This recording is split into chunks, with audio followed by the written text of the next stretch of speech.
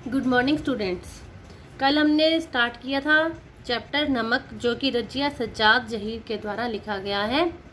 इसमें साफिया सिख बीबी, जो भारत पाक विभाजन के समय लाहौर से इंडिया आ गई थी और अब भी लाहौर को अपना वतन मानती है, उसके लिए साफिया लाहौर से नमक लेकर आना चाहती है, क्योंकि सिख बीबी ने सौगात के रूप में वह साफिया से मंगवाया था।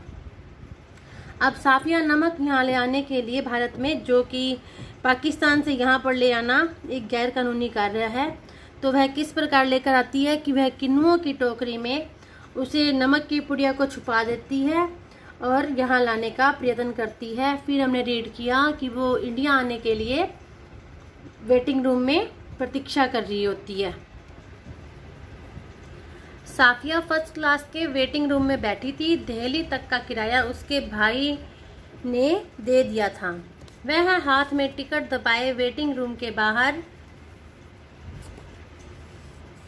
प्लेटफॉर्म पर टहल रहा था। वह अंदर बैठी चाय की प्याली हाथ में लिए किन्नुओं की टोकरी पर निगाहें जमाए यह सोच रही थी कि आसपास इधर उधर जितने भी लोग हैं, लेकिन सिर्फ वही जानती है कि टोकरी में, जो उनकी तह में किन्नुओं के नीचे नमक की पुड़िया है। जब उसका सामान कस्टम पर जांच के लिए बाहर निकाला जाने लगा, तो उसे एक झिरझिरी सी आई और एकदम से उसने फैसला किया कि मोहब्बत का यह तोहफा चोरी से नहीं जाएगा, नमक कस्टम वालों को दिखाएगी वह। मतलब वह चोरी नहीं करके जाएगी और उनको दिखाकर ही लेकर जाएगी। उसने जल्दी से वह पुड़िया निकाली और हैंड बैग में रख ली, जिसमें उसका पैसों का पर्स और पासपोर्ट आदि थे। जब सामान कस्टम से होकर रेल की तरफ चला, तो वह एक कस्टम ऑफिसर की तरफ बढ़ी। ज्यादातर मेजें खाली हो चुकी थी। एक दो पर इक्का दुक्का सामान रखा था, मतलब वहां पर सामान की चेकिंग हो रही थी। वहीं एक साहब खड़े थे, लंबा कद, दुबला पतला शरीर, खिचड़ी बाल, आंखों पर ऐनक, मतलब करली बाल होंगे जैसे। वे कस्टम अफसर की वर्दी पहने तो थे, मगर उन पर वह कुछ जच नहीं रही थी। साफिया कुछ हिचकिचाकर बोली, मैं आपसे कुछ पूछना चाहती हूँ। उसने नजर भरकर उसे गौर से देखा और बोले, फरमाइए। उनके लहजे में साफिया को थोड़ी हिम्मत दी। आप कहाँ के रहने वाले हैं? उन्होंने कुछ हैरान होकर उसे फिर गौर से देखा। बोला, मेरा वतन दिल्ली है। आप भी तो हमारी की तरफ की ही मालूम होती हैं, अपने अजीजों से मिलने आई होंगी। मतलब मैं भी दिल्ली का हूँ, आप भी दिल्ली की हैं, आप लाहौर यहाँ किसी से मिलने के लिए आई होंगी और वहाँ जाना है आपने भारत में। जी हाँ, मैं लखनऊ की हूँ, अपने भाइयों से मिलने आई थी, वे लोग इधर आ गए हैं। आपको भी तो शायद इधर आए, मतलब ये पहले भारत रहता होगा तो अब ये वहाँ पहुँचा है। जी, जब पाकिस्तान बना था तभी आए थे, मगर हमारा वतन तो दिल्ली ही है। साफिया ने हैंडबैग मेज पर रख दिया और नमक की पुड़िया निकाल कर उनके सामने रख दी, और फिर आहिस्ता आहिस्ता रुक कर उन सबको सब कुछ बता दिया। उन्होंने पुड़िया को धीरे से अपनी तरफ सरकाना शुरू किया। जब साफिया की बात खत्म हो गई, तब उन्होंने पुड़िया को दोनों हाथों में उठाया, अच्छी तरह लपेटा और खुद साफिया के बैग में रख दिया। बैग साफिया को देते हुए बोले, मोहब्बत तो कस्टम से इस तरह गुजर जाती है, कानून हैरान रह जाता है। मतलब इससे यहाँ से वहाँ ले जाने में कोई मुश्किल नहीं है। वह चलने लगी तो वे भी खड़े हो गए और कहने लगे, जामा मस्जिद की सीढ़ियों को मेरा सलाम कहिएगा और उन खातून को यह नमक देते वक्त मेरी तरफ से कहिएगा कि लाहौर अभी तक उनका वतन है और दिल्ली मेरा। तो बाकी सब रफ्ता रफ्ता ठीक हो जाएगा। मतलब उनके लिए अब भी दिल्ली के लिए उतना ही प्यार है जितना प्यार उस सिख बीबी के दिल में लाहौर के लिए है। और उन्होंने कहा कि वहाँ पर जाकर जामा मस्जिद जो कि दिल्ली में है, वहाँ पर जाकर मेरा मस्जिद में सलाम कहना।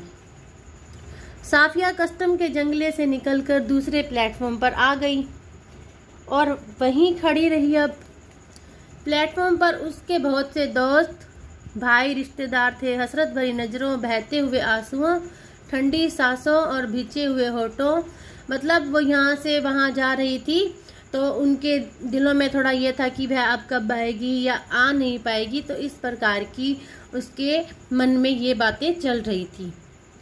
अटारी से पाकिस्तान पुलिस उतरी। अटारी जो कि एक बॉर्डर है, हिंदुस्तानी पुलिस सवार हुई। कुछ समझ में नहीं आता कि कहाँ से लाहौर खत्म हुआ और किस जगह अमृतसर शुरू हो गया। मतलब कहने को तो ये दोनों अलग अलग रास्ते हैं, अलग अलग जगह हो गई। अमृतसर अलग है, लाहौर अलग है, लेकिन वहाँ पर जो रहने वाले हैं उनको इन फासलों का पता ही नहीं चलता कि कब लाहौर खत्म हो गया है और इंडिया की सरहद और अमृतसर शुरू हो चुका है। साफिया कहती है कि पाकिस्तान की ज़मीन और भारत की ज़मीन में कोई फ़र्क नहीं है, फिर भी पता नहीं ये एक दूसरे के साथ प्यार से रहते रहते फिर पता नहीं कहाँ से नफरत आ गई और अब दोनों के हाथों में भरी हुई बंदूकें हैं। पहले वहाँ लाहौर में कस्टम वालों ने चेकिंग की, अब अमृतसर में आकर फिर कस्टम वाले उसके सामान की चेकिंग करने के लिए तैयार थे। साफिया का सारा सामान देखा जा चुका तो वह उन नौजवान कस्टम अफसर की ओर बढ़ी और जो बातचीत और सूरत से बंगाली लगते थे। देखिए मेरे पास नमक है थोड़ा सा। फिर उसने हैंडबैग खोला और वह पुड़िया उनकी तरफ बढ़ाते हुए, अटकते हुए, झिझकते हुए, हिचकिचाते हुए उनको सब कुछ कह सुनाया। मतलब उसके मन में थोड़ा सा डर था कि पाकिस्तान से यहाँ तक तो वह नमक ले आ गई है, लेकर आ चुकी है, अब पता नहीं ये आगे इसे लेकर जाने देंगे या नहीं। उन्होंने सिर झुका लिया था, सुनते रहे, बीच बीच में सिर उठाते, गौर से उसे देखते, फिर सुनने लगते। जब बात पूरी हो गई तो उन्होंने एक बार सिर फिर से साफिया को ऊपर से नीचे तक देखा और धीरे से बोले, इधर आइए जरा। चलते चलते उन्होंने एक दूसरे से कहा, इनके सामान का ध्यान रखिएगा। प्लेटफॉर्म के सिरे पर एक कमरा था, वे उसके अंदर गए। साफिया दाखिल होते हुए हिचकिचाई। वे मुस्कुरा कर बोले, आइए आइए ना। जेब से रुमाल निकालकर उन्होंने कुर्सी को झाड़ा और बोला, बैठिए। साफिया ने पुड़िया और बैग को मेज पर रख दिया। बाहर की तरफ झांक कर उन्होंने एक पुलिस वाले को इशारा किया। साफिया के पैरों तले जमीन खिसकने लगी। अब क्या होगा? 2 चाय लाओ, अच्छी वाली। पुलिस वाला साफिया को घूरता हुआ चला गया।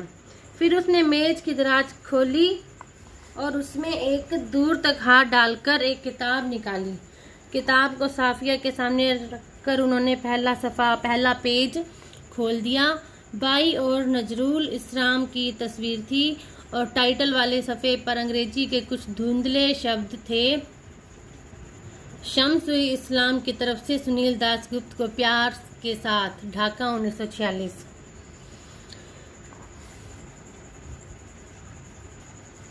तो उस कस्टम ऑफिसर का नेम था सुनील दासगुप्त। तो क्या आप ईस्ट बंगाल के हैं? हाँ, मेरा वतन ढाका है, उन्होंने बड़े फक्र से जवाब दिया। तो आप यहाँ कब आए? जब डिवीजन हुआ तभी आए, मगर हमारा वतन ढाका है। मैं तो कोई 12-13 साल का था और उस समय हम टैगोर और नजरुल की बुक सी बचपन में पढ़ते थे। जिस दिन हम रात यहाँ आए थे उसके ठीक 1 वर्ष पहले मेरे सबसे पुराने, सबसे प्यारे बचपन के दोस्त ने मुझे यह किताब दी थी। उस दिन मेरी सालगिरह थी। फिर हम कलकत्ता रहे, पढ़े, नौकरी भी मिल गई, पर हम वतन आते जाते थे। मतलब वह ढाका का था और यहाँ अब अपना कार्य कर रहा था। उन्होंने भी उठते वक्त उन्होंने वही पुड़िया साफिया के बैग में रख दी और खुद उस बैग को उठाकर आगे आगे चलने लगे। साफिया ने उनके पीछे चलना शुरू किया। तो इस प्रकार साफिया लाहौर से भारत नमक ले आती है। वह कहना चाहती है कि बेशक जो ये राज्य हैं, देश हैं, इन्होंने आपस में वो एक रेखा खींचकर हमें अलग अलग कर दिया है। चाहे मजहब के आधार पर हम एक देश और दूसरा देश, दो देशों में हम बंट गए हैं, लेकिन फिर भी ये जो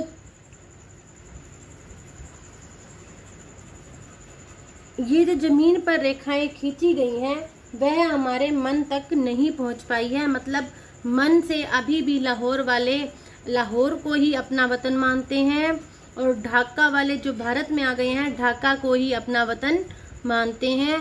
इसी प्रकार जो भारत के हैं पहले भारत में नहीं रहते थे तो वो लाहौर को, जो पहले वहाँ रहती थी, उसी को अपना वतन मानती है, लेकिन अब भारत में है। इस प्रकार के सवाल ये कहानी पैदा करती है। धन्यवाद।